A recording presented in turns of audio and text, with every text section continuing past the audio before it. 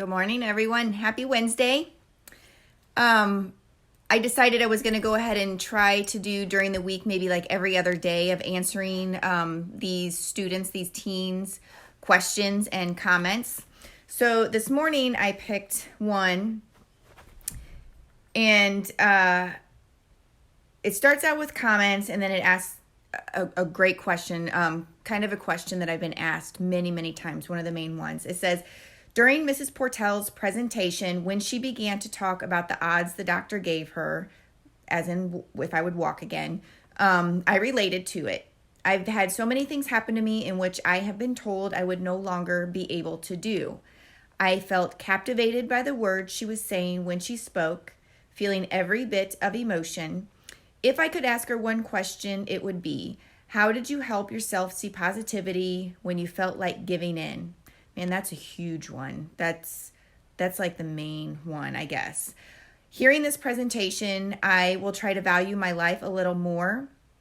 Rather than living life on adrenaline, instead of driving 95 because I feel like it, drive 65 and take the world in. So, first, kudos for not driving 95 anymore. Wherever I was speaking, the speed limit must be higher than it is in Crawford and Phelps County, because we're still 55. They're 65. So that question, how did you help yourself feel positivity when you felt like giving in? It was work.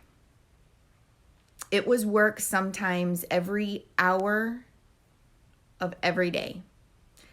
And there's no easy answer for that. I think my natural inclination is to take the higher approach to things. Doesn't mean I don't get down or get negative or, sometimes just want to say, oh, screw this. But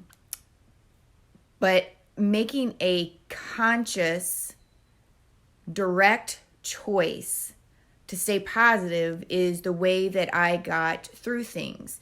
Especially that first year. That first year of recovery was so intense. It's hard for me to even find the words to describe how awful and overwhelming and overbearing that everything was on me. And one of the main answers that I always give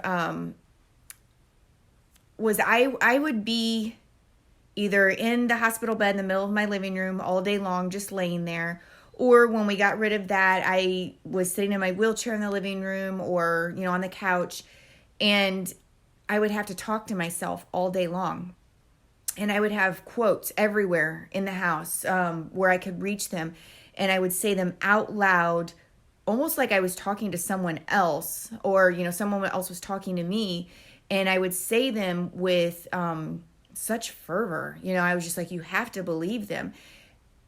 And I started realizing that if I could get through the day part on my own, when my kids got off the school bus and they walked down our driveway and they came through our laundry room door, and with 4 kids, like complete chaos ensued after that. It's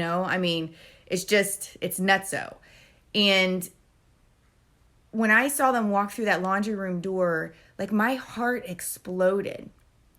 And it's the most action I'd had all day, every day for a year. And just every time that they walked through that door, I was like, that's why. That's why I have to stay positive, because a bad attitude and negativity can be contagious. If you think about certain people that you're around or a group of people, the phrase surround yourself with people, with like-minded people who lift you up, is not a joke. Because if you are in a negative atmosphere all the time, you start to mimic that same negative attitude.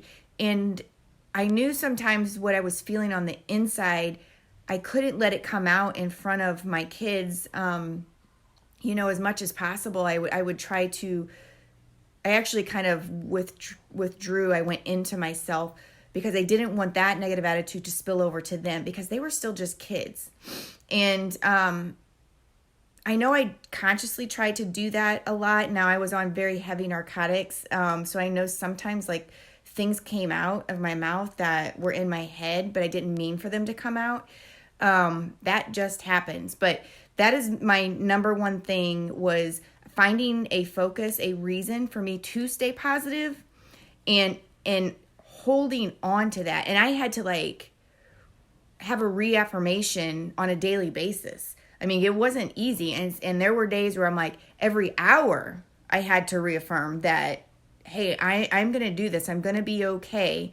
And things will get better.